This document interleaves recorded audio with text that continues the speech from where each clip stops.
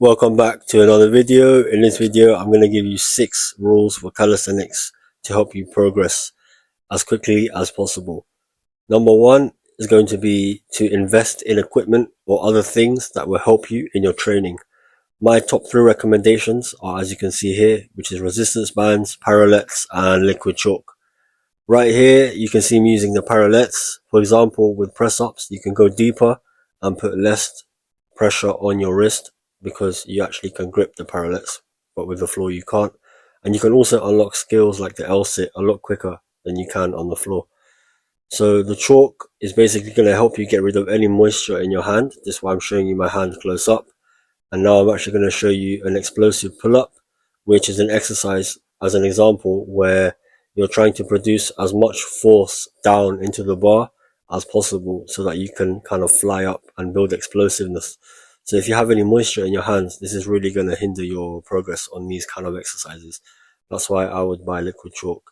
You can also do something similar where you want to do muscle ups, but just bear in mind on muscle ups, you don't want to put too much chalk on because you won't be able to transition over the bar. Now the resistance bands, as you can see here, come in different thicknesses, and the one on the left, which is the green one, is going to help you the most because it's the thickest band. And then on the right, the thinnest band will help you the least. The best thing about these is that they are clearly different in size.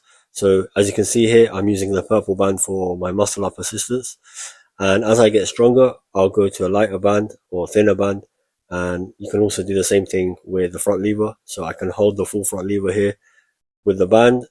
Maybe if I'm starting out, I can't hold it without a band. The second tip is going to be to strengthen your scapula. So the way you can do this is basically keep your arms straight on a dip and instead just push down with your arms straight. This is going to help strengthen your scapula, which is basically the area that you can't see. It's just under your traps.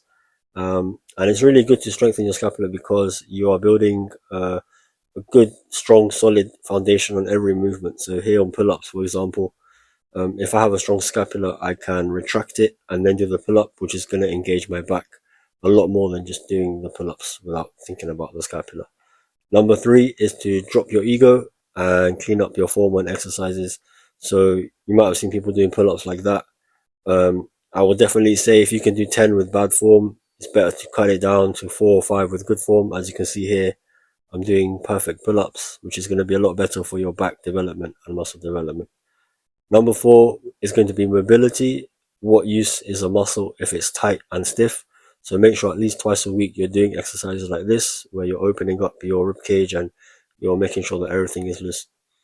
Number 5 is to use various tempo. So right there, I just did fast press ups, as most people do them, but you can really get more out of it if you slow down and do 3 seconds on the way down, 1 second pause at the bottom, and then push back up. This doesn't have to be the case with every exercise, every workout, but if you do want to progress as quickly as possible, I would say don't do every exercise the same way. Maybe do slow reps on certain exercises. So press ups is a good example that you just saw there. And then pull ups here. So I'm going up 1 second, coming down 3. And as you can see here, 1 on the way up, 3 on the way down.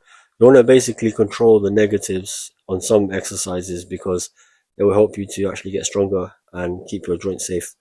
And the final tip, number 6, is to rest for as long as you need to in between sets in order for you to be as intense as you can with each set. So with calisthenics, as you can see in brackets there in the top left, we're building relative strength. This basically means the strength pound for pound of your body weight and how you can move your body weight. And to build this kind of strength, you need to be fully rested. If you like this video, subscribe and follow me on Instagram and send me any DMs or any tips that you might have around body building with your body weight, or if in general you want to learn any calisthenics skills and you're not sure why your progress has stopped.